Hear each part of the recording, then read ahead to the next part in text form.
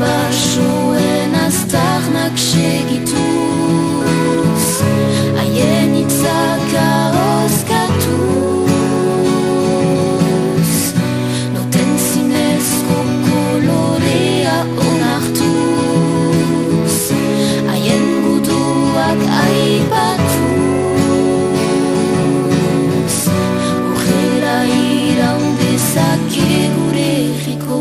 memoriak.